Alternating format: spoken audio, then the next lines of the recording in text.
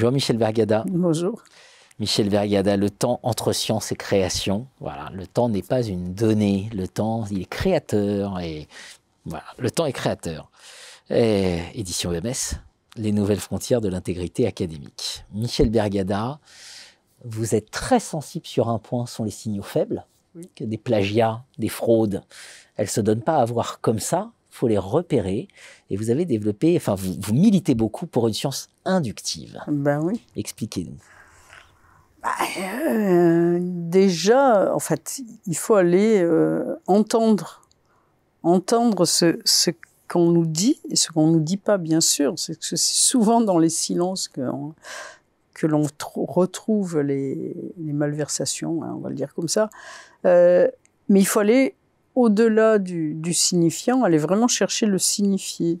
Derrière, souvent, des simples mots, on découvre que la personne qui nous parle est un manipulateur et que donc surtout, il faut se reculer pas mal parce que le manipulateur va manipuler tout le monde, ou alors que c'est simplement un tricheur ordinaire qui n'a pas vu, qui a fait ce qu'il avait appris, etc.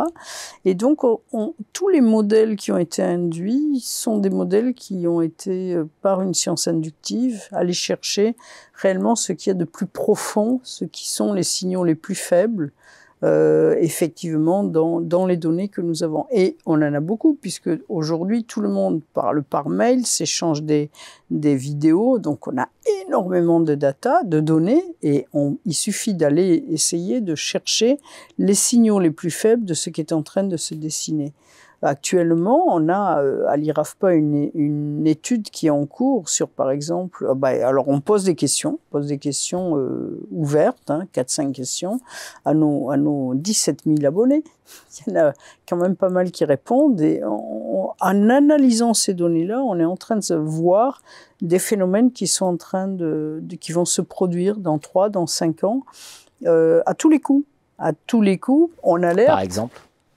Là, je sais pas, l'étude est en cours, mais les profils de délinquants de la connaissance qui avaient été induits par cette méthode-là, ils ont été induits sur une étude de 2008, ils ont systématiquement été validés ensuite. Mais vous pouvez avoir des modèles conceptuels que vous induisez uniquement par une science totalement inductive, en allant réellement chercher les signaux faibles, en allant chercher aux frontières, mais alors totalement aux frontières de toutes les disciplines, les comportements, les non-dits derrière un comportement. Et c'est ça qui est passionnant, parce que quelles que soient les personnes et le vocabulaire qu'ils utilisent, et qu'ils soient étudiants, qu'ils soient dirigeants d'entreprise, qu'ils soient présidents d'université, on arrive en allant au-delà et en écoutant les discours et en extrayant de manière inductive le signifié, on arrive vraiment à comprendre qu'est-ce qu'ils vont faire, tout simplement. Comment ils vont agir dans une situation qui ne va pas manquer de se produire.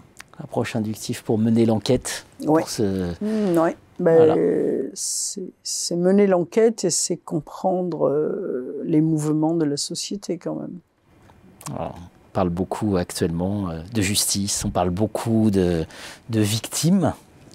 On pense au viol, par exemple. Oui. Voilà, c'est une forme de viol, le plagiat aussi. C'est du vol et du viol. Il y a beaucoup de souffrance. Donc, dès que l'on entend la souffrance des victimes, on va les faire travailler, on les fait travailler sur les causes et sur les conséquences, leur fait écrire à l'IRAFPA les conséquences pour elles et pour le système. Alors, en mettant le système, ça les détache un peu de ce qu'elles ressentent, ça leur permet de donner. Alors, on revient sur l'analogie entre le don et le manquement à l'intégrité. Elles deviennent des donneurs par rapport à des voleurs.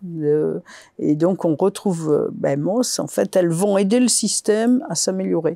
Et donc, à partir de cette induction de la souffrance et du non-dit de ces personnes, on arrive à construire. Par exemple, on en a quand même 2. Il y en a une qui vient d'écrire un livre qui est quand même assez intéressant sur son expérience.